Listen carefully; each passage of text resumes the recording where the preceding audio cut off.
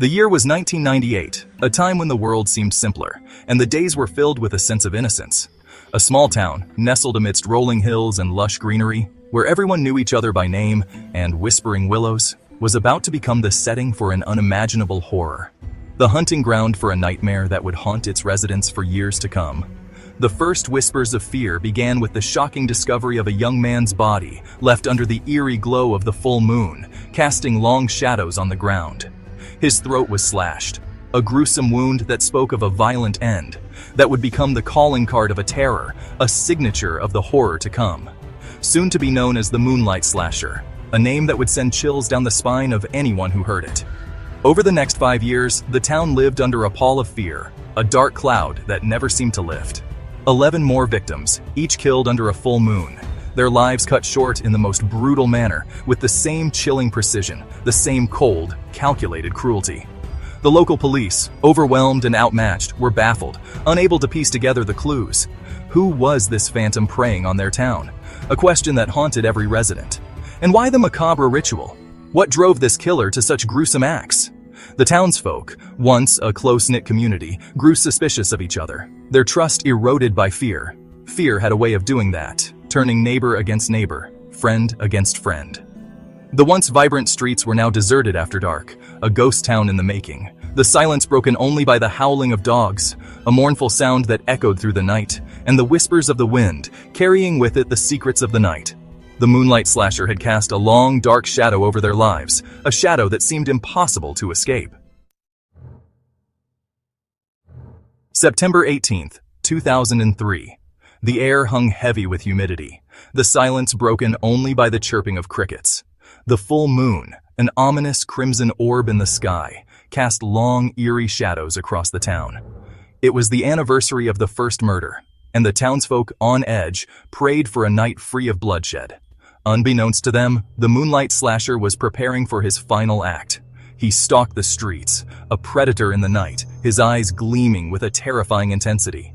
He moved with an almost supernatural grace, his presence heralded by an unnatural stillness in the air, a sudden drop in temperature. Tonight, destiny had chosen its victim, a young woman named Sarah, working the late shift at the local diner.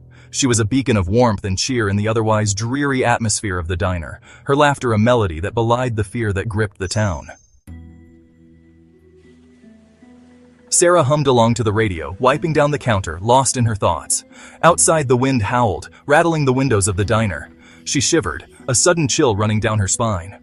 A feeling of unease settled over her, a primal instinct warning her of danger. She glanced at the clock, 11:45 p.m., just 15 minutes until closing time. She was looking forward to getting home, curling up with a good book, and forgetting the anxieties of the day. Little did she know, fate, or rather, a malevolent force, had other plans for her.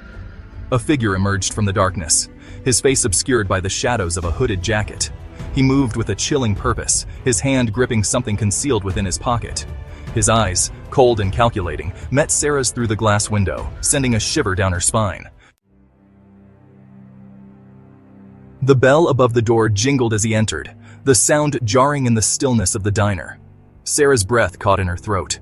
There was something unnerving about the man, something in the way he moved, something in his eyes. He radiated a palpable aura of danger. "Just closing up," she stammered, her voice barely a whisper. She tried to maintain a facade of calm, but her heart pounded against her ribs like a drum. He didn't respond, only stared at her with those cold, calculating eyes. He lunged at her, a glint of metal flashing in the dim light. Instinct took over. Sarah screamed, throwing a coffee pot at him. The hot liquid splashed on his arm, making him momentarily recoil in pain. It was a chance, a small window of opportunity. Sarah didn't hesitate. She scrambled over the counter, adrenaline coursing through her veins. The diner, once a place of warmth and comfort, had transformed into a battleground, a stage for a desperate fight for survival. She could hear him cursing under his breath, the sound sending chills down her spine. She bolted for the back door, her lungs burning, her legs screaming for respite. She could hear his footsteps pounding behind her, closing the distance. Her fingers fumbled with the lock, fear making her clumsy. Come on, she muttered under her breath. With a final burst of adrenaline, she managed to unlock the door and slip out into the night.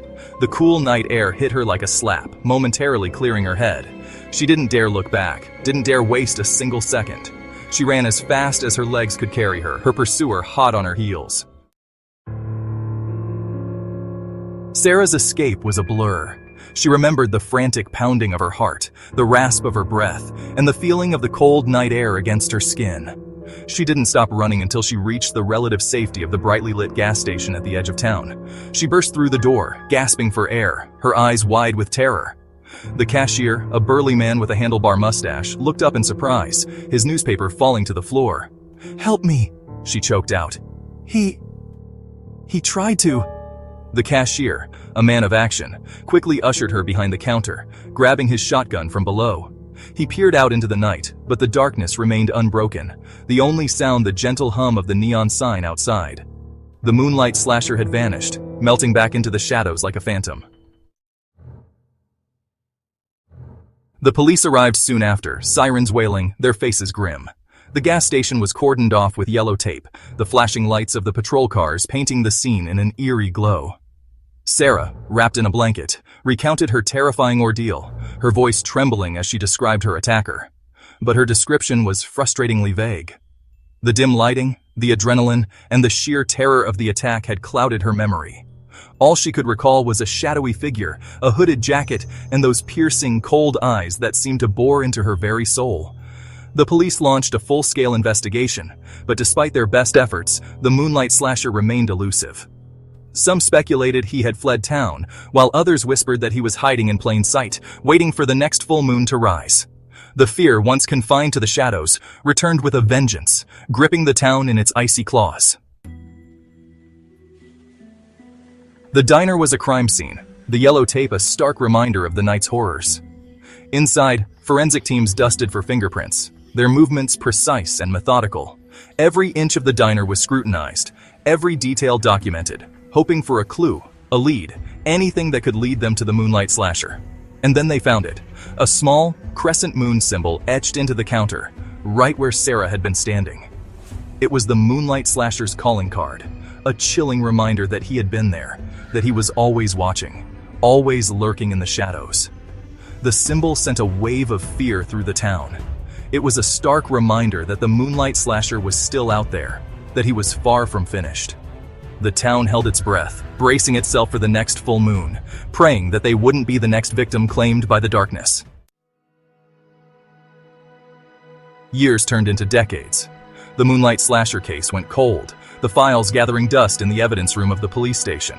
The once bustling investigation now lay dormant, a relic of a time when fear gripped the town. The town slowly began to heal, the scars of the past fading with time. New families moved in, businesses flourished, and the community tried to move forward, leaving the horrors behind. But the memory of the Moonlight Slasher lingered, a ghost story whispered around campfires, a chilling reminder of the darkness that once held sway. Children grew up hearing the tales, their imaginations running wild with the thought of the unseen terror. Over the years, numerous theories emerged, each more outlandish than the last. Amateur sleuths and seasoned detectives alike tried to piece together the puzzle, but the truth remained elusive. Some whispered about a secret cult, performing ritualistic sacrifices under the full moon. The idea of a hidden society pulling the strings added a layer of intrigue and fear. Others spoke of a vengeful spirit, seeking retribution for a past injustice. The supernatural explanations, though far-fetched, seemed to fit the eerie nature of the crimes. But none of these theories could explain the Moonlight Slasher's motives, his sudden disappearance, or the chilling precision of his attacks. The meticulous nature of his crimes suggested a mind far more calculating than any ghost or cult. Sarah, forever marked by that night, left town, seeking a fresh start, a chance to outrun the shadows of the past. She hoped that distance would bring peace, but the memories were not so easily left behind. But the memory of the Moonlight Slasher continued to haunt her dreams, a constant reminder of the night she came face to face with pure evil. Every creak in the night, every shadow in the corner of her eye, brought back the terror she thought she had escaped. The present day. Another full moon hangs heavy in the sky, casting long, eerie shadows across the once terrorized town. The air is thick with an unsettling stillness, as if the town itself is holding its breath. Life has moved on, the memory of the Moonlight Slasher fading into legend. The streets, now quiet and serene, tell tales of a time when fear gripped every heart. But in the quiet corners of the town, in the hushed whispers of the old-timers, a sense of unease lingers. They speak of the past with a shiver, their voices dropping to a whisper when the moon is full. A stranger arrives in town, a man with piercing blue eyes and a mysterious past. His presence is like a shadow, dark and foreboding, casting a pall over the town. He keeps to himself, rarely speaking, his gaze distant and unsettling. The townsfolk watch him with a mix of curiosity and fear, wondering what secrets he hides. People can't help but notice the strange crescent-shaped scar on his left hand, hidden beneath a worn leather glove. It's a mark that stirs old memories and ignites new fears. As the full moon reaches its zenith, casting an ethereal glow on the town below, the stranger steps out into the night. His movements are deliberate, almost ritualistic, as if he's been waiting for this moment.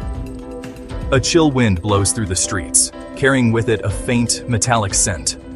The air is heavy with anticipation, as if the town itself senses the impending doom.